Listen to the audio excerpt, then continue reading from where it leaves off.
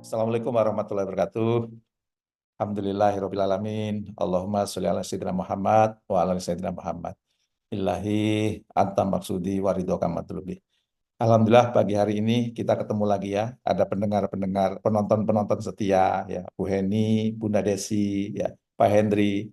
Ada sahabat saya nih Mas dari Malaysia nih, Bang Suhaili Kasmat ya.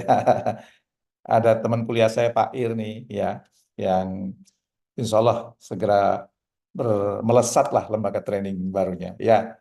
Dan tentu ada santri-santri saya nih ya di Tahfiz Leadership di beberapa tempat ya. Ada yang di Puncak, di Bogor ya, di Klaten, di Bandung, Purwakarta ya. Oh ada Dokter Muhibudin juga ya. Terima kasih dok ya. Pak Supriyadi hati-hati di jalan Pak sambil nyupir. Oke. Wah, yang Cisarua pakai tempatnya baru ini ya. Apa namanya? Seneng saya tempatnya. Tapi santrinya kedinginan di tempat yang baru ya. Mudah-mudahan tetap sehat semuanya. Baik. Bu Dini dengan penampilan baru nggak kelihatan ya. Bu Lulu yang selalu berdakwah di Jakarta. Semuanya mohon maaf tidak disebutkan satu-satu. Nanti kalau disebutkan satu. Oh, ada Ibu Sri. Oke, kerinci aman ya Bu ya. Oke. Baik, kita hari ini akan membahas tema ini permintaan dari apa namanya? Sahabat sehati sekalian, gimana sih Pak Jamil melejitkan rasa syukur itu? Ya, kemudian tim riset kami melakukan riset, kemudian saya kaitkan dengan kehidupan saya sehari-hari, pengamatan saya, dan juga rujukan-rujukan dari berbagai kitab maupun buku yang saya baca, termasuk yang kemudian saya jalani. Hari ini kita akan membahas tentang bagaimana melejitkan rasa syukur kita.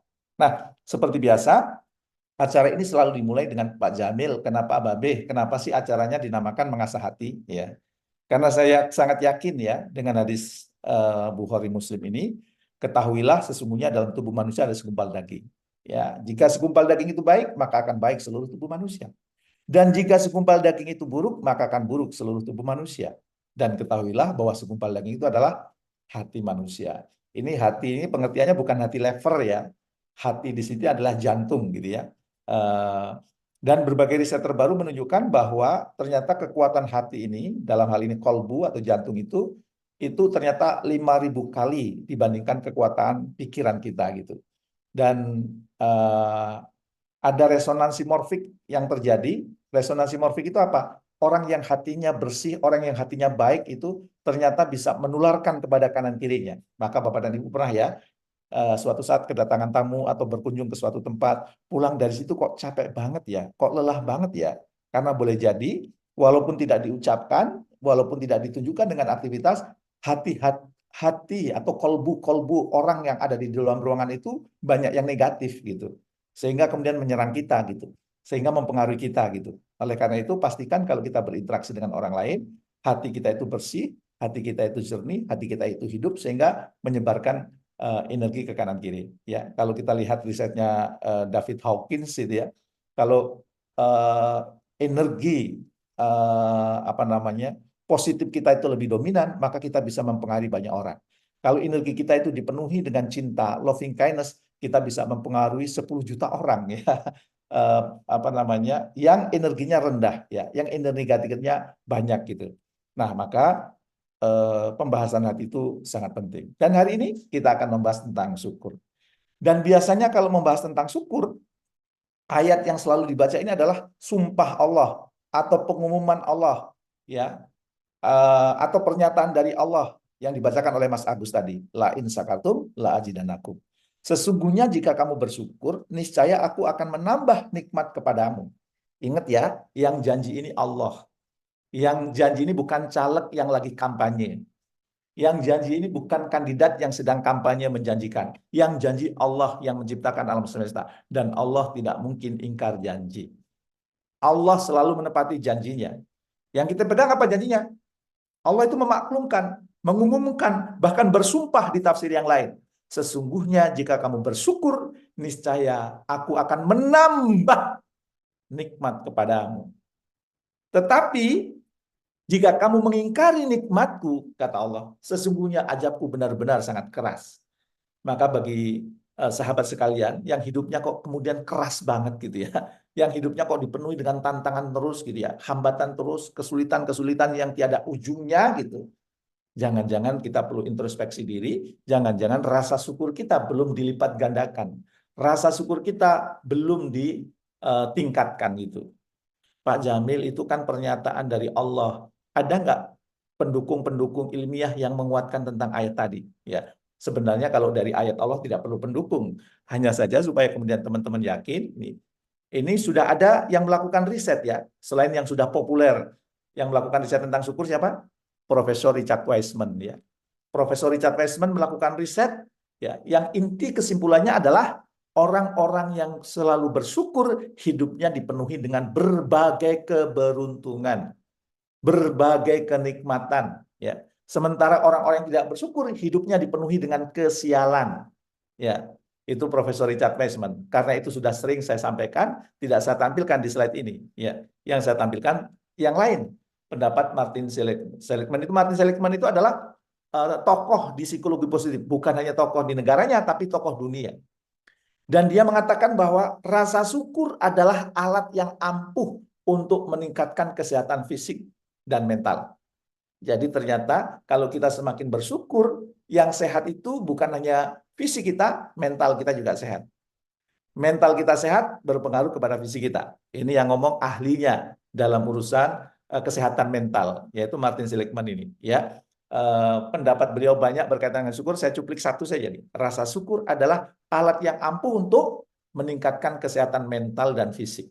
Ya, semakin kita sering bersyukur, maka mental kita sehat dan insya Allah fisik kita juga sehat. Dan ada pendapat yang lain, ya. Kalau ini hasil studi dari California University. Apa studinya? Mengatakan bahwa orang yang bersyukur lebih optimis dan memiliki ketahanan yang lebih tinggi dalam menghadapi stres. Ya, ternyata kalau kita semakin bersyukur, menurut studi ini dikatakan apa? Kita orangnya lebih optimis. Selain lebih optimis, kita memiliki ketahanan yang lebih tinggi dalam menghadapi stres. Asik kalau gitu ya. Jadi nggak mudah stres. Ya, kenapa? Karena ternyata orang yang bersyukur lebih optimis dan memiliki ketahanan, punya resilient yang tinggi, daya tahan yang lebih tinggi, nggak mudah stres. Ya, maka berdasarkan dua ini, ya, maksud saya berkaitan dengan dalil yang tadi, siapa yang bersyukur nikmatnya ditambah itu tadi janji Allah, ditambah lagi dengan hasil-hasil riset yang dilakukan oleh para ahli. Ya, ternyata syukur itu penting banget dalam hidup kita, ya kan? Sangat mempengaruhi kesehatan mental kita, sangat mempengaruhi kesehatan fisik kita, dan kemudian akan mendatangkan banyak kebaikan-kebaikan yang kemudian datang kepada kita silih berganti tiada henti. Jadi Bapak dan Ibu mau bersyukur, ya, sudah tahu manfaatnya syukur, bahwa syukur itu melipat gandakan kenikmatan, melipat gandakan rezeki, melipat gandakan kebaikan gitu. Dan syukur itu menyehatkan mental kita, menyehatkan fisik kita, dan syukur itu membuat kita semakin optimis dan kemudian tenang menghadapi stres, ya. Tidak mudah panik kalau kita sering bersyukur. Mau bersyukur? Saya yakin semuanya kalau ditanya mau bersyukur, mau ya. Tapi ternyata itu ada rem tangan bersyukur. Maksudnya apa, Pak? Maksudnya gini, kita naik mobil nih ya, mobil baru, mesinnya oke, bensinnya penuh, banyak oke, semuanya serba oke. Kita starter pun nyala, ya. Dan kemudian setelah nyala mesinnya, mobilnya kita masukkan gigi porsnelingnya untuk jalan, ya. Kemudian kita gas, ternyata mobilnya nggak jalan-jalan. Nah, kita gas kenceng lagi, mobilnya nggak jalan lagi. Kita gas kenceng lagi, mobilnya nggak jalan lagi. Kita gas kenceng, tetap nggak jalan. Kenapa? Karena rem tangannya belum dilepas. Begitu juga kalau kita ingin bersyukur, ya, kalau rem tangannya belum dilepas, nggak bisa itu.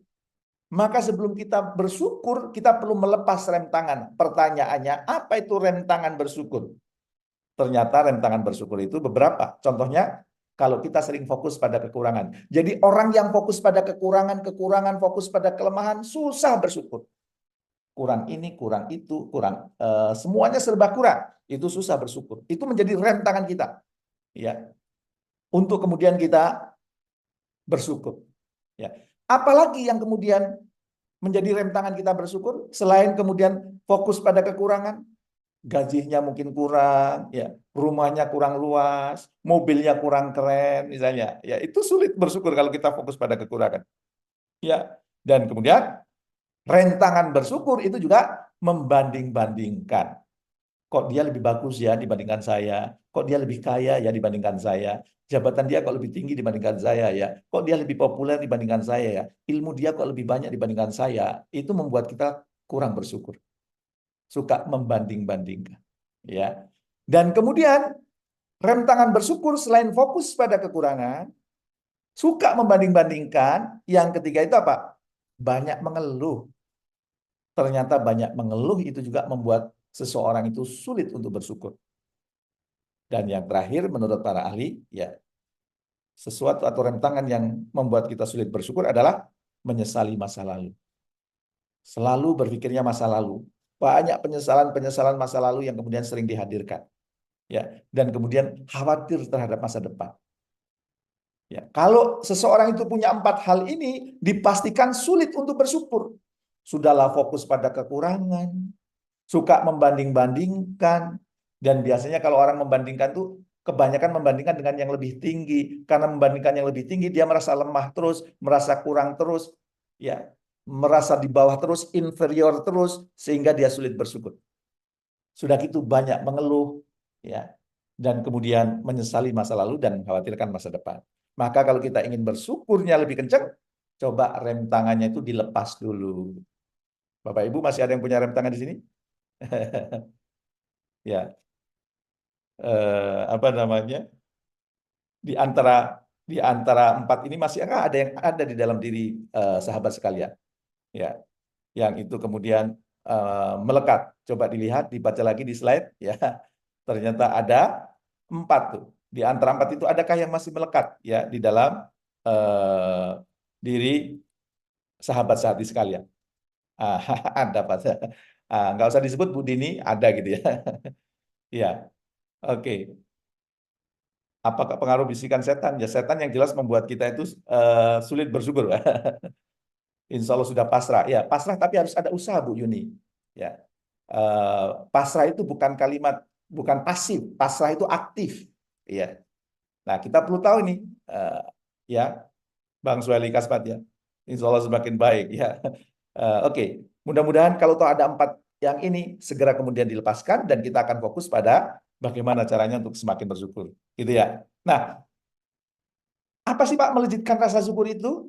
Ya kita melejitkan rasa syukur melatih diri. Jadi ini bukan sesuatu proses yang berlangsung sekali, tapi melatih diri untuk lebih fokus dan banyak berterima kasih atas berbagai nikmat dan karunia. Kita perlu melatih diri karena kadang-kadang apa namanya kita itu kurang berterima kasih ya terhadap berbagai kebaikan yang sebenarnya sudah kita peroleh cuma-cuma. Saya ingin memuji sederhana. Kita dapat karunia yang luar biasa dari Allah. Berupa apa? Berupa nafas. Pernahkah atau seringkah kita mengucapkan, Ya Allah, terima kasih. Kau berikan aku nafas cuma-cuma. Gratis. Alhamdulillah ya Allah. Nafas ini adalah yang pertama kali Engkau berikan kepada kami di muka bumi. Dan yang terakhir kali nanti akan dicabut olehmu ya Allah. Dan bila nafas ini dicabut, berhenti aku, mati aku. Dan sekarang Engkau berikan aku nafas kepadaku cuma-cuma. Terima kasih ya Allah. Ya, gimana? Eh, Adakah yang pernah mengucapkan terima kasih atas, atau bukan ada, kalau ada mungkin ada, seringkah kita mengucapkan terima kasih terhadap nikmat yang diberikan kepada Allah? Seringkah kita mengucapkan terima kasih ya Allah, kau berikan aku penglihatan cuma-cuma ya Allah. Terima kasih ya Allah, kau berikan aku pendengaran cuma-cuma. Terima kasih ya Allah, kau berikan aku, ya jarang ya, oke. Kau berikan aku darah, ya kemarin salah satu staf saya cuci darah tuh. Dia punya suami, suaminya cuci darah. Sekali cuci darah 2,5 juta. Ya. Kalau sebulan 4 kali cuci, berarti 10 juta tiap bulan. Ya, kalau seminggu sekali cuci darah, minggu depan cuci darah, sebulan 10 juta. Dan selama ini kita nggak pernah cuci darah. Karena ginjal kita sehat, ya, darah kita juga sehat. Dan itu hal yang patut disuruh syukuri. Apakah itu sering kita lakukan? Nah, itu juga menjadi introspeksi buat kita gitu. Maka eh, kita perlu melatih diri untuk lebih fokus dan banyak berterima kasih atas berbagai nikmat dan karunia. Pertanyaannya, Babi Jamil, apa prinsipnya untuk bersyukur dan bagaimana cara mensyukurinya? Kita bahas ya. Ada 3 prinsip rasa syukur itu. Kalau kita ingin melatih rasa syukur, ada 3 prinsip. Yang pertama itu apa? Yang pertama pada diri sendiri. Kita selalu menegaskan hal-hal baik yang kami terima. Ya, itu terima kasih ya Allah, hari ini aku menerima ini. Ya, terima kasih ya Allah, hari ini kau berikan aku, ada yang ngasih aku baju baru ya Allah. Langsung dipakai ya Allah. Ya, eh, terima kasih ya Allah. Eh, apa namanya? Aku diberi kesehatan ya Allah. Terima kasih ya Allah. Engkau berikan aku tempat tinggal ya Allah. Terima kasih. Itu kita menegaskan hal-hal baik yang kami terima. Yang sudah kita miliki, bukan yang belum kita miliki. Karena kalau kita ingin bersyukur, fokuslah pada hal-hal yang kita miliki.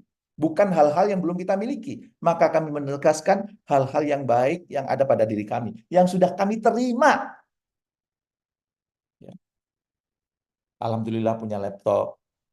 Alhamdulillah punya handphone. Ya.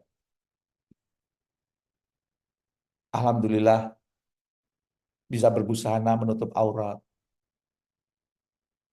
Alhamdulillah diberikan kendaraan. Alhamdulillah diberikan tempat tinggal. Dan lagi kalau bicara lagi alhamdulillah itu jangan ditambah namun atau walaupun alhamdulillah ya Allah kau berikan aku rumah walaupun masih ngontrak. Enggak, itu mengurangi rasa syukur. Udah nggak usah pakai walaupun. Alhamdulillah ya Allah engkau berikan aku tempat tinggal sehingga aku bisa berteduh, sehingga aku bisa istirahat, sehingga aku bisa bersama dengan keluargaku ya Allah. Alhamdulillah ya Allah. Alhamdulillah ya Allah kau berikan aku kendaraan. Nggak usah ditambah walaupun motor ya Allah. Sudah, kalau sudah itu terima kasih. Ya Allah, Engkau berikan aku kendaraan, terima kasih ya Allah.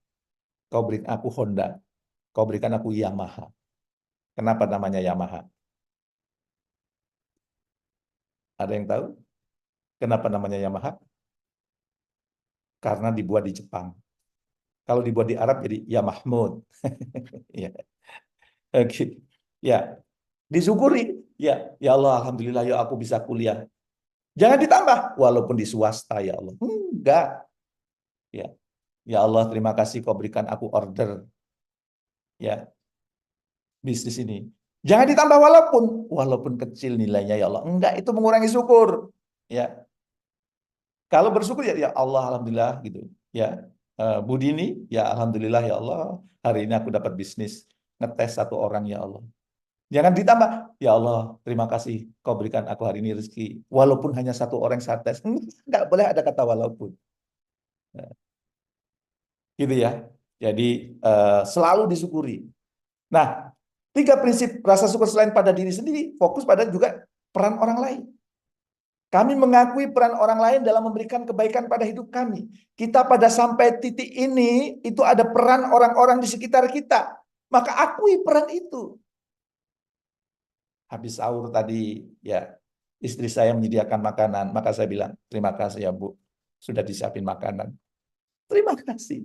Ya, kemarin ada yang ngasih rendang. Terima kasih ya Mbak, dikasih rendang. Ya, buat sahur tadi dimakan buat sahur. Ya, terima kasih ada peran orang lain. Ada boleh jadi peran orang lain itu mungkin tidak selalu dalam bentuk uang. Boleh jadi dia mau dengerin curhat kita. Itu peran orang lain terhadap kita kan. Sehingga kemudian stres kita berkurang.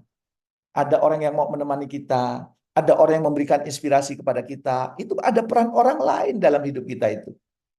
Ya. Maka kita perlu mengakui peran orang lain dalam memberikan kebaikan pada hidup kita. Gitu. Teman-teman sampai pada titik sini pasti ada peran orang lain kan? Ya. Pak Warsito sampai peran ini pasti ada orang lain kan? Pak Hendri sampai kemudian pada titik ini pasti ada peran orang lain. Ya. Bu Lulu sampai pada peran ini pasti ada peran orang lain. Ya. Pak Ir sampai peran ini sampai pada posisi pasti ada peran orang lain dan itu perlu diakui dan itu akan menambah rasa syukur kita. Mohon maaf ya kalau yang saya sebut namanya itu karena itu yang ada di halaman depan saya. Ya. Bu Sri sampai pada posisi sini Bu Sri Kusuma itu pasti ada peran orang lain.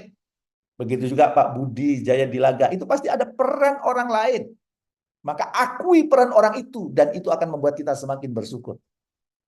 Dan prinsip yang terakhir selalu kita tanamkan, Allah selalu memberi yang terbaik.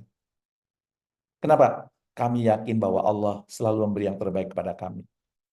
Apapun yang terjadi, kalau tugas kita adalah melakukan proses sebaik-baiknya, hasilnya terserah Allah. Begitu ada hasilnya, pasti itu yang terbaik.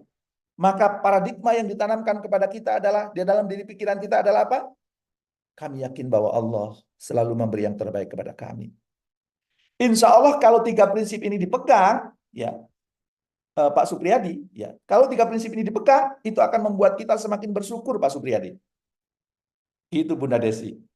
Pertama, kami menegaskan hal-hal baik yang kami terima. Bunda Desi, alhamdulillah punya hotel, ya kan? Alhamdulillah keluarganya baik-baik. Alhamdulillah anakku sekolah di Sukabumi lancar. Alhamdulillah ya eh, bisnisku berkembang. Ya ada peran orang lain. Aku pada sampai titik ini ada peran suami. Ya ada peran mitra kerja. Ada peran macam-macam. Itu nikmat. Dan Allah selalu memberi yang terbaik untuk Bunda Desi. Itu kalau itu ditanamkan dalam diri kita, mudah kita bersyukur. 3 prinsipnya apa? Pada diri sendiri kita perlu menegaskan hal-hal baik yang kami terima, yang sudah kita miliki. Jangan fokus pada hal yang belum kita terima. Terus kita mengakui selalu ada peran orang lain, sekecil apapun itu kita apresiasi, kita dan kemudian yakin bahwa Allah selalu memberi yang terbaik untuk kita. Itu 3 prinsipnya ya. Nah sekarang bagaimana Pak caranya supaya kita itu rasa syukurnya itu melejit Pak? Saya sudah tahu prinsipnya Pak, pada diri sendiri, pada orang lain, dan pada Allah. Pada diri sendiri itu menegaskan hal-hal yang kita terima. Pada orang lain kita mengakui peran orang lain dalam memberikan kebaikan pada hidup kita. Dan kemudian kepada Allah kita selalu berprasangka baik bahwa Allah selalu memberi yang terbaik. Dan kalau 3 ini dipegang, kita punya landasan yang kuat untuk mudah bersyukur. Mudah-mudahan 3 ini sudah ada ya di apa Bapak Ibu sekalian, dia sahabat sehati sekalian, sehingga kalau 3 ini sudah ada, insya Allah rasa syukur kita pondasinya kuat, namanya juga prinsipnya kuat. Terus bagaimana caranya Pak? Supaya kita melejitkan rasa syukur? Banyak cara, tapi hari ini saya akan berbagi 3 saja. Yang pertama, ciptakan habit syukur. Kita perlu punya kebiasaan, punya habit untuk selalu bersyukur. Ya, gimana caranya? Banyak cara. Salah satu cara yang saya pakai ini, kita meluangkan waktu beberapa menit setiap hari. Saya sebelum tidur nih, ya 5-10 menit untuk menuliskan hal yang kamu syukuri. Nih, saya punya jurnal syukur nih. Biar saya tunjukkan. Ini saya tulis di sini, Pak. Ya, biar kelihatan. Biar kelihatan apa namanya? Saya tampilkan dulu, nggak ada background ya. Sorry. Nah, nih, saya punya jurnal syukur, Pak. Khusus di bulan Ramadan ini saya khusus bulan Ramadan saya tulis jurnal syukur. Hal-hal yang disyukuri ditulis setiap hari. Ya. Misalnya kemarin ya, Jumat tadi malam berarti saya tulis ya, Jumat. Alhamdulillah mentoring kepada para trainer berjalan lancar.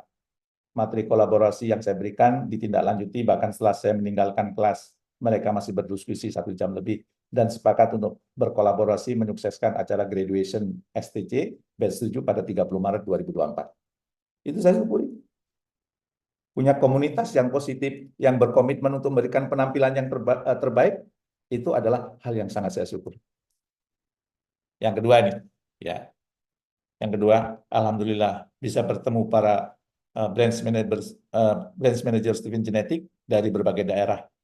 Dapat ilmu baru dari Solver Hari tentang ikhlas dan makanat, ya, serta kodok dan kodar. Kita perlu berkomitmen melakukan yang terbaik pada titik optimal. Air itu mendidih bila sudah 100 derajat Celcius. Bila kurang 100 derajat Celcius tidak dianggap mendidih. Artinya apa? Kalau kemudian kita melakukan sesuatu tidak optimal, ya berarti itu belum mendidih, belum dikatakan mendidih. Nah, yang dimaksud ikhlas oleh Solver Hari Sanusi kemarin adalah kita melakukan sesuatu di titik yang optimal. Jadi kalau Bu Heni sebagai seorang guru, maka melakukan peran sebagai guru seoptimal mungkin sampai mendidih 100 derajat Celcius. Ah, itu ikhlas. Maka kalau ada orang mengembangkan diri tidak optimal, hanya asal-asalan, belum ikhlas. Oh, itu keren banget menurut saya. Maka akhirnya apa? Saya terdorong untuk melakukan itu segala sesuatu optimal, optimal di makanan, di makanan itu maksudnya di titik terbaik kita, ya di tempat terbaik kita. Makanan itu tempat terbaik itu maksudnya kelebihan terbaik kita optimalkan sampai 100 derajat Celcius sampai titik optimal. Ah itu perlu Bapak Ibu. Ya, tidak harus jurnal syukur seperti yang saya tulis ini ya. Bapak Ibu bisa menggunakan cara lain ya. Kalau istilah saya, biasakan membuat jurnal syukur sebelum tidur supaya tidurnya itu enak ya. Eh, Kemarin ada yang komentar di kelas yang lain, Pak, kalau saya setiap hari buat diary, Pak, catatan harian. Kalau menurut saya hati-hati. Kalau diary itu kadang ada hal yang buruk ditulis, ya. Sehingga malah justru teringat terus tuh yang buruk. Saya pernah disakiti orang. Jangan Bapak Ibu, yang ditulis yang positif-positif aja. Supaya yang negatif nggak teringat. Yang positif diingat. Suatu saat kalau lagi jenuh, Pak Ir, Mas Ir, sahabatku, aku baca lagi kemudian nangis, ya Allah. Ternyata, nih, coba bayangin, ini hari ke-12 ya. Itu rasa syukurnya udah berlembar-lembar tuh ya. Itu dibaca, ya Allah, ternyata nikmat yang diberikan Allah itu luar biasa banyak banget ya Allah. Thank you ya Allah, thank you. Nah, kalau yang ditulis tentang keburukan-keburukan, misalnya keburukannya Pak, saya mau tampil presentasi, komputernya hang. Aduh, jadi nggak presentasi misalnya, bla bla negatif. Itu namanya, ya itu memang kejadian sih, tapi yang negatif itu nggak perlu dicatat ya. Kalau kita ingin jurnal syukurnya meningkat gitu. Oke, kita balik ke sini ya. Dan kalau sudah diluangkan, tuliskan hal spesifik, bukan hanya hal-hal umum. Saya sehat, kan umum tuh. Ya, saya bahagia. Iya, yang membuat Anda bahagia hari itu apa? Ditulis tuh. Yang membuat Anda happy hari itu apa? Ditulis. Ya, jangan cuma alhamdulillah saya bahagia. Apa bahagianya? Alhamdulillah saya sehat. Dalam bentuk apa sehatnya? Misalnya olahraga berkeringat ya. Setelah itu kemudian mandi air hangat atau air dingin seger banget. Ah itu diungkapkan. Itu melatih jurnal syukur kita sehingga kita tidak ngomongnya yang umum-umum tapi spesifik. Ini loh yang membuat hal yang saya syukuri. Ini loh hal yang membuat saya syukuri dapat baju baru. Ya, langsung saya pakai dan bajunya pas dengan warna yang kemudian saya tunggu. Ya. Dan kebetulan saya lagi mau banyak syuting. Selama ini syutingnya bajunya itu saja walaupun diputer. Ternyata ada yang ngasih baju. 4 pasang bajunya. Itu happy banget. Sehingga insya Allah syuting saya hari Selasa besok, itu saya pakai baju-baju baru. Itu saya syukuri banget. Sesuatu yang lagi dibayangkan ada yang nganter. Sesuatu lagi bayangkan, ya Allah, pingin makan rendang. Tiba-tiba tadi malam ada yang nganter rendang pagi sore. Ya, rendang pagi sore itu kalau di Jakarta yang paling enak menurut yang nganter itu ya. Tadi saya makan memang enak. Itu disyukuri. Dan kalau kemudian sudah disyukuri, perkuat rasa syukur dengan membawanya ke dalam hati sambil berucap Alhamdulillah. Maka Bapak Ibu, kalau setelah saya menulis ini, biasanya saya diam sejenak. Begitu kemudian saya diam sejenak, saya mikir, ya Allah, terima kasih ya Allah. Hari ini kau pertemukan aku dengan para trainer yang sedang berproses ya Allah. Saya lihat wajah-wajahnya happy, senang ya Allah. Presentasinya bagus-bagus ya Allah. Dan kalau seperti ini, Indonesia akan jauh lebih bagus ya Allah. Alhamdulillah ya Allah.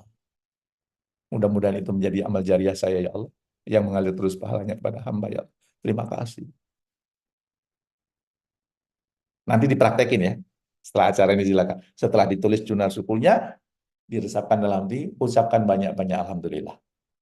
Dan biasanya bagikan. Rasa syukur itu kepada keluarga. Ya.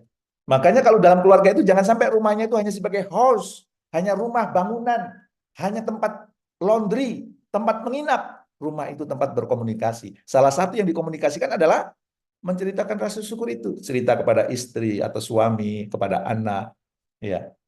Kadang-kadang saya dapat ide pun saya cerita. Ya. Kepada istri saya, alhamdulillah aku dapat ide. Idenya begini, begini, begini, begini, begini, begini. Nah, biasanya kalau dengan cerita itu ditambah cerita, itu kalau bagus juga Pak, kalau gini, gini, gini, gini. Ya, syukuri. Dan kadang-kadang perlu juga di sharing di media massa. Yang di sharing itu jangan berita-berita negatif. Yang di sharing itu jangan kemudian berita-berita yang eh, membuat orang justru tidak bersyukur. Itu yang pertama, ciptakan habit syukur. Selain menulis jurnal syukur, ya meluangkan waktu untuk membuat hal yang kita syukuri. Saya dengan jurnal syukur, Bapak Ibu silahkan nanti dengan cara yang lain, ya. Tapi kalau kalau Anda mau tahu pengalaman saya jurnal syukur. Setelah ditulis di jurnal syukur itu kemudian dimasukkan ke dalam hati, alhamdulillah, alhamdulillah. Setelah masuk, kemudian diceritakan, bahkan diposting. Bapak Ibu bisa lihat Instagram saya. Setiap hari selalu ada postingan hal-hal yang saya syukuri hari ini. Dan itu baru sebagian kecil yang kemudian dibagikan. Ya. Dan kemudian yang kedua, terkoneksi dengan sekitar. Jadi kalau kita ingin semakin bersyukur, justru kita perlu terkoneksi dengan sekitar. Nggak boleh mager, males gerak, di rumah aja. Berbagai riset para psikolog, aliran psikolog positif ya, mengatakan justru kalau kita terkoneksi dengan alam, terkoneksi dengan sekitar, dengan manusia, ya, itu akan membuat kita lebih sehat mental. Dan kemudian akan membuat kita semakin bersyukur. Apalagi kemudian terkoneksinya dengan eh, apa namanya, orang sakit misalnya. Begitu kita menjenguk orang sakit, ya, begitu kemudian kita menjenguk orang sakit, kita dapat membantu meningkatkan rasa syukur atas kesehatan yang kita miliki. Ya, begitu Anda menengok orang yang sedang eh, diuji dengan musibah, Anda bisa mensyukuri nikmat Anda bahwa Anda tidak mengalami hal yang sama. Ya, dan kemudian terkoneksi dengan sekitar itu saat berada dalam komunitas yang sesuai, semakin memunculkan hal-hal yang layak untuk disyukuri. Termasuk kalau misalnya bagi Anda yang punya hutang. Coba ikut komunitas orang-orang yang punya hutang itu. Ada kan komunitasnya. Maka Anda akan bersyukur apa? Ternyata utang saya nggak terlalu besar ya dibandingkan dia. Kan bersyukur itu ya. Utangku ternyata nggak seberapa. Dia utangnya gede banget gitu ya. Saya cuma segini ternyata.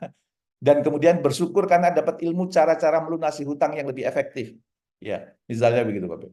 Jadi apa namanya?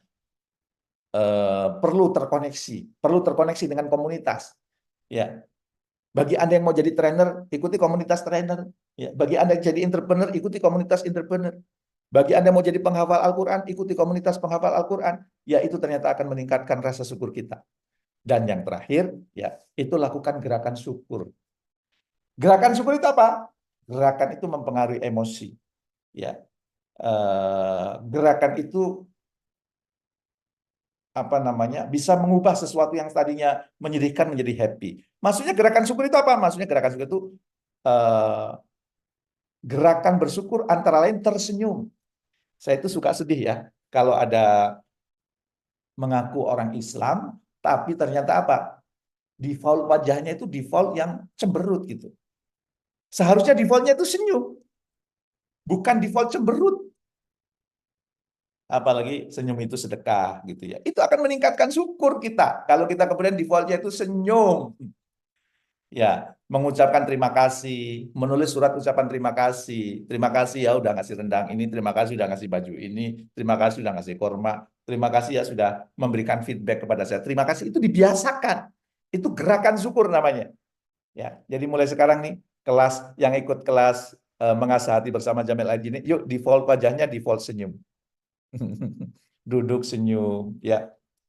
Bahkan mau tidur senyum, ya, nunggu pesawat senyum, ya, lagi bekerja senyum, itu meningkatkan, membantu kita untuk melejitkan rasa syukur kita, ya.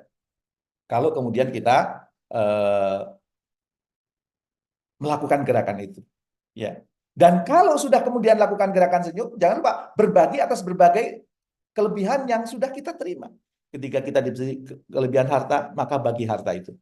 Bila perlu sekali-kali lakukan berbagi brutal. Maksudnya berbagi brutal itu gimana? Biasanya Bapak Ibu kalau ngasih tukang parkir atau ngasih Pak Ogah itu berapa? 1.000, 2.000, 5.000. Coba sekali-kali kasih 100.000. Lihat responnya. Ya, itu melihat dia happy banget ya. Kalau Anda di bandara atau Anda ada apa di pom bensin atau di mana ada yang nungguin WC. Coba sekali-kali dikasih 100.000. Itu berbagi brutal. Di atas rata-rata. Biasa orang ngasih 5.000, 10.000, Anda kasih 100.000. Apa yang terjadi? Itu ya Allah, kadang-kadang tiba-tiba tangan kita diambil, dicium gitu. Hmm. Ya, karena mungkin bagi mereka uang 100.000 itu luar biasa besar. Ya, selama ini mungkin jarang menerima 100.000. Sekali-kali coba dikasih 100.000. Ya, Anda potong rambutnya mungkin cuma 50.000. Coba sekali-kali yang nyukur dikasih tips 100.000 dan Anda lihat responnya.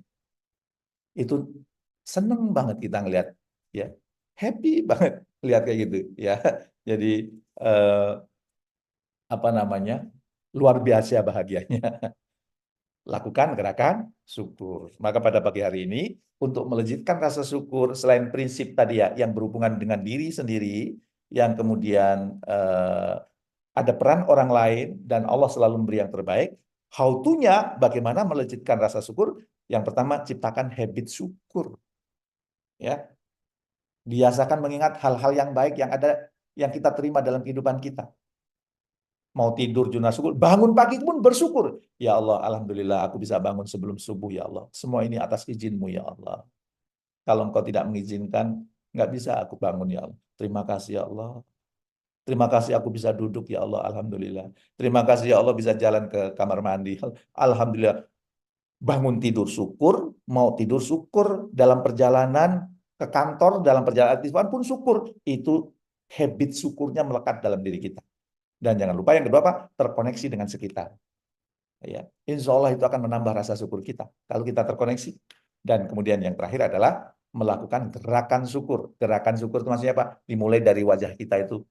Defaultnya default senyum, ya, bukan cemberut. Saya dapat ilmu menarik dari guru saya itu. Ya, guru saya itu manggil saya Babe.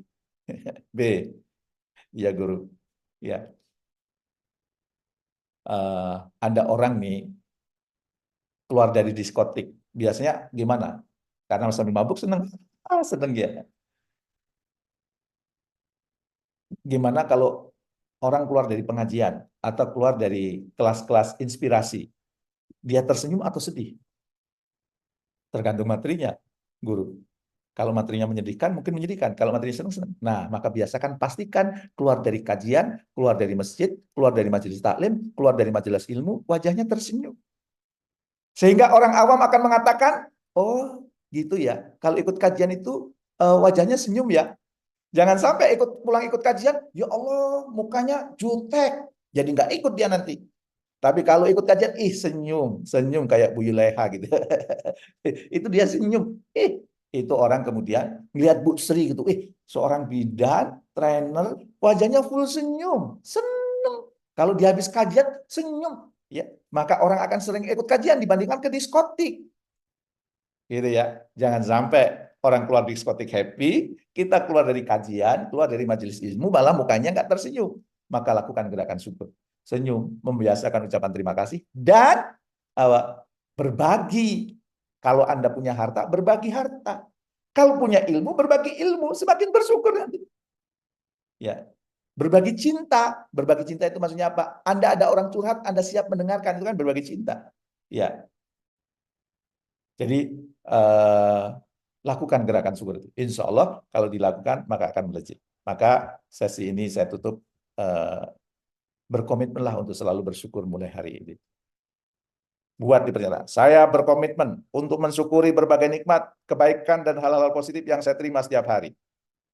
Coba silakan sekarang diucapkan bareng-bareng, walaupun tetap unmute ya. Tapi paling tidak komitmen. Yuk, begitu kemudian saya bilang 1, 2, 3, langsung kita baca bareng-bareng. Dari saya berkomitmen untuk mensyukuri berbagai nikmat, kebaikan, dan hal positif yang saya terima setiap hari. 1, 2, 3. Saya berkomitmen untuk mensyukuri berbagai nikmat, kebaikan, dan hal positif yang saya terima setiap hari. Dan setelah itu Anda praktekkan, maka tunggulah keajaiban yang akan terjadi dalam hidupmu. Saya yakin itu. Terima kasih. Itu bisa pakai mindful ya. Kita praktekkan sesaat, mau? Ya, 2 menit gitulah ya. Coba kalau mau, coba sekarang duduk dengan posisi yang paling nyaman. Ya, kalau duduk dengan posisi yang paling nyaman, sudah.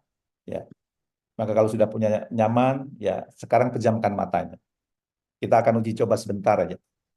Kalau sudah pejamkan matanya, pastikan seluruh anggota rileks, lehernya rileks, ya, pundaknya kanan dan kiri juga rileks, ya, punggungnya rileks. tangan kanan dan kirinya juga rileks, ya. Kemudian perutnya rileks, kakinya rileks, ya. Semuanya rileks. Dan setelah semuanya rileks, yuk kita ambil napas. Menghirupnya pakai hidung, mengeluarkannya lewat mulut. Keluarkan lewat mulut. 3 ketukan ya. 3 ketukan narik, 3 ketukan keluar. Tarik napas, kemudian keluar. Sekarang begitu narik napas sebut ya Allah ya. Tarik napas, ya Allah. Keluarkan. Alhamdulillah. Tarik napas, ya Allah. Lepaskan. Alhamdulillah. Tarik napas, ya Allah. Alhamdulillah ya Allah. Kau berikan aku nikmat bernapas ini cuma-cuma ya Allah. Terima kasih ya Allah. Tarik napas, ya Allah. Lepaskan. Alhamdulillah. Terima kasih ya Allah. Kau berikan aku panca indera yang sehat ya Allah. Sehingga aku bisa beraktivitas sehari-hari. Semua ini atas izin-Mu ya Allah. Terima kasih ya Allah. Tarik napas. Ya Allah. Begitu melepaskan, ingat kebaikan yang sudah Anda terima. Silahkan sambil berucap Alhamdulillah. Ingat kebaikan-kebaikannya. Ingat kebaikan yang Anda terima selama 1 minggu ini, selama 1 pekan ini. Sambil terus bernafas, kemudian ucapkan Alhamdulillah terhadap nikmat-nikmat itu. Silahkan. Setiap orang nikmatnya beda-beda, maka silahkan Anda bayangkan kenikmatan yang pernah Anda peroleh selama 1 pekan ini. Sambil berucap Alhamdulillah.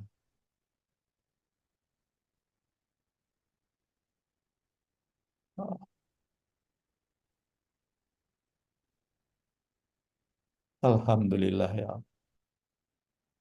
Ingat semua kebaikan-kebaikan yang Anda peroleh selama 1 pekan ini. Sambil berucap, Alhamdulillah ya Allah. Karuniamu begitu besar ya Allah. Nikmatmu begitu besar ya Allah. Terima kasih. Alhamdulillah ya Allah.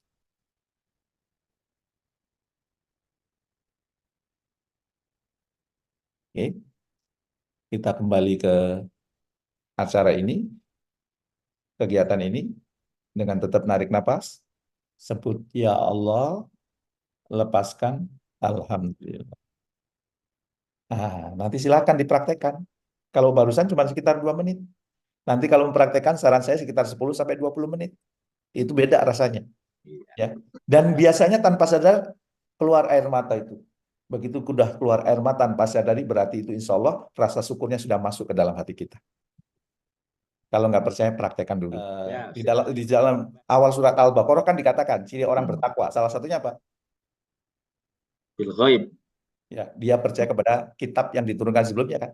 Iya. Kepada Al-Quran. Dan di Al-Quran Allah sudah menjanjikan bahwa siapa yang bersyukur nikmatnya ditambah. Masa sama janji Allah nggak yakin? Ya, kalau janji Allah, Allah yang berjanji ya sudah yakin saja. Ya, apa namanya? Loh Pak, tapi ini saya sudah kok malah ujian-ujian datang. Ya mungkin ujian-ujian datang itu untuk menguji apakah kalian masih bersyukur gak setelah aku kasih ujian. Sebagaimana Nabi Ayub diuji, hartanya habis. Kalau harta habis, kata setan mungkin belum menunjukkan bahwa dia itu cinta kepadamu. Diuji dengan anaknya mati, ditinggal istrinya, masih juga dikasih penyakit. Dan begitu dia tetap sabar, tetap bersyukur atas nikmat Allah, semuanya dikembalikan jauh lebih banyak. Hartanya lebih banyak, anaknya lebih banyak, ya kan? Itu luar biasa. Jadi kalau ditanya gimana meyakinkan, saya membiasakan diri. Kalau saya yakin dengan perintah Allah, maka semuanya dipermudah. Atau kalau dalam bahasa teman-teman saya di PP apa, employee of Allah, jadi karyawannya Allah. Kalau kita jadi karyawan Allah, semuanya dijamin. Kasih logika gini, ya. Misalnya Pak Dodi ini dari Pekanbaru, karyawan perusahaan saya. Ketika saya tugaskan ke Jepang, Pak Dodi, kira-kira biaya ke Jepangnya saya tanggung nggak? Tanggung. Kira-kira hidupnya di Jepang ditanggung nggak? Ditanggung. Pulang lagi ke Indonesia saya kasih biaya nggak? Ditanggung. Karena dia karyawan saya. Begitu juga kalau kita menjadi karyawannya Allah, semuanya ditanggung sama Allah. Kalau kita menjalankan perintah-perintah Allah. Sebagaimana kalau kita di Jepang bekerja eh, sesuai dengan job desk yang diberikan oleh perusahaan yang ngirim kita, kita digaji. Tapi ketika Pak Dodi saya kirim ke Jepang, ternyata di Jepang Pak Dodi bekerja bukan untuk perusahaan saya, bekerja untuk perusahaan lain. Fasilitasnya saya cabut nggak? Saya cabut. Begitu juga kalau kita kemudian bermaksiat kepada Allah. Boleh jadi gajinya, fasilitasnya dicabut sama Allah. Gitu kan.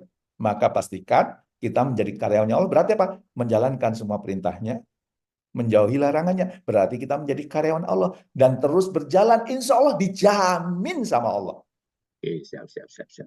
Pak Jamil ngomong enak aja. Loh, Bapak Ibu, saya dulu keluarga miskin, Bapak Ibu. Ya, keluarga miskin. Saya pernah punya bisnis bangkrut, punya 11 bangkrut 12. Ya, Bang Suhaili nanya itu, bagaimana caranya ini orang Malaysia ini punya 11 bangkrut 12. Ya, saya punya 11 perusahaan, ada perusahaan yang tugasnya nyuplai ke perusahaan saya. Begitu perusahaan saya tutup, dia ikut tutup. Berarti saya punya 11 bangkrut 12. Saya jual rumah, saya jual mobil, saya jual tanah. Ya, utang saya banyak. Kalau pakai logika bisnis, nggak bisa saya bayar utang itu. Maka selain menggunakan jalur bumi, perlu menggunakan jalur langit. Selain menggunakan jalur profesional, tetap menggunakan jalur spiritual.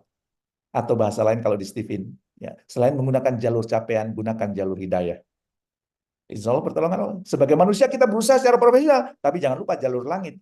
Jalur langit itu apa yang dijanjikan oleh Allah? Ya, yang dijanjikan oleh Allah salah satunya. Kalau kemudian hidup kita ingin dilipat gandakan, bersyukur kepada Allah. Maka bersyukur, mulai latihan syukur. Melihat istri bersyukur, ya Allah, terima kasih ya Allah. Kau kirimkan bidadari ini ke dalam hidup saya. Thank you ya Allah. Melihat anak bersyukur, ya Allah, terima kasih ya Allah. Kau kirimkan penenang jiwaku dalam hidup ini, anak-anakku, buah hatiku. Betapa banyak orang yang tidak punya anak, dan engkau kirimkan aku anak. Thank you ya Allah, terima kasih. Masih bisa kerja, terima kasih ya Allah. Masih bisa kerja di saat orang lain tidak ada pekerjaan. Ya, ya, semuanya disyukuri. Dan alhamdulillah sekarang nggak punya hutang. Ya, dan nikmat hidup nggak punya hutang. Saya pernah merasakan hidup punya hutang itu, telepon berdering itu stres itu. Ya, eh, dan sekarang saya aliran cash, nggak mau utang saya. Ya, eh, jadi yakin aja, wong itu yang janji salah ya, kurang tepat ya kalau selalu berpikir kekurangan. Kalau berpikir itu selalu 4 itu ya. Di dalam hidupku apa hal-hal yang perlu dikurangi? Yang pertama apa hal yang perlu dihilangkan? Boleh kok dihilangkan. Apa yang perlu dikurangi? Yang negatif-negatif dikurangi kan? Apa yang perlu ditingkatkan? Berarti hal-hal yang positif yang perlu ditingkatkan. Dan ada yang di keempat, Mas Agus. Apa yang perlu Ya, diciptakan? Hal-hal yang baru. Dan kalau kita fokus, mohon maaf ya kalau kita beda aliran ya. Kalau guru saya mengatakan, kalau kamu terbiasa fokus pada kekurangan, kamu jadi kufur nikmat. Ya, kamu kufur nikmat. Wong Allah sudah memberikan banyak kelebihan, kok kamu fokus pada kekurangan. Apa enggak? Tak boleh melihat kekurangan, boleh. Kalau pakai teori Pareto, 80% hidup kita alokasikan untuk hal-hal yang kelebihan kita, 20% untuk menutupi kekurangan kita. Jangan fokus yang menutupi kekurangan terus. Kelebihannya nggak pernah diasah akhirnya karena waktunya habis untuk menutupi kekurangan. Dan akhirnya kita ketinggalan zaman. Yang terbaik apa? Bersyukur, fokus pada kekuatan yang kita miliki, asah kekuatan itu sehingga kita benar-benar ahli. Ya, sambil menutupi kelemahan yang ada. Itu kira-kira maksud. Jadi nggak boleh fokus pada kekurangan terus. Itu kurang bersyukur, kufur nikmat. Ya, kalau saya, ayo fokus pada kelebihan. Kelemahannya ditutupi sambil jalan. Tapi energinya nggak perlu besar. Ya pokoknya kelemahannya berkurang aja. Ya. Tapi yang kita habiskan adalah fokus pada kelebihan. Ah, itu rasa syukurnya berlipat. ya. Termasuk itu ada pertanyaan yang juga bisa membahayakan tuh Mas. Gimana kalau kita merasa kurang sehingga kita tidak pantas nanti masuk surga. Itu berburuk sangka sama Allah. Rahmat Allah itu tinggi, rahmat Allah itu besar. Maka kemudiannya ada di pikiran kita, ya Allah, aku sadar ya Allah, aku banyak berbuat kesalahan. Aku sadar aku pernah bermaksiat kepadamu ya Allah. Tapi aku yakin ya Allah, rahmatmu lebih tinggi dari murkamu. Maka aku berharap rahmatmu ya Allah.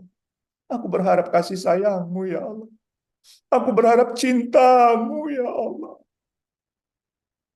Gitu. Ya, jangan yang dipikirin negatif terus. Bahaya itu, kufur nikmat nanti. Berprasangka buruk sama Allah bahwa Allah itu jahat, bahwa Allah itu kejam. Yang harus kita munculkan Allah itu Ar-Rahman Ar-Rahim. Kasih sayang Allah itu berlimpah kepada kita. Ya, ya Allah, aku tahu nikmat-Mu begitu besar kepadaku. Namun aku kadang bermaksiat kepadamu. Aku mohon ampun kepadamu ya Allah. Namun aku yakin rahmat-Mu begitu berlimpah. Rahmat-Mu begitu besar dan jauh lebih besar dibandingkan murka-Mu. Aku yakin itu ya Allah. Aku yakin itu ya Allah. Itu. Coba biasakan selama bersyukur 40 hari. Biasakan yang tadi saya sampaikan itu. Kalau masih, Pak, apa tadi? Silakan ulang lagi videonya. Selama 40 hari, berturut-turut tanpa jeda. Dan tunggu berbagai keajaiban akan datang dalam hidup Anda. Masya Allah. Atas izin Allah. Kita sholat.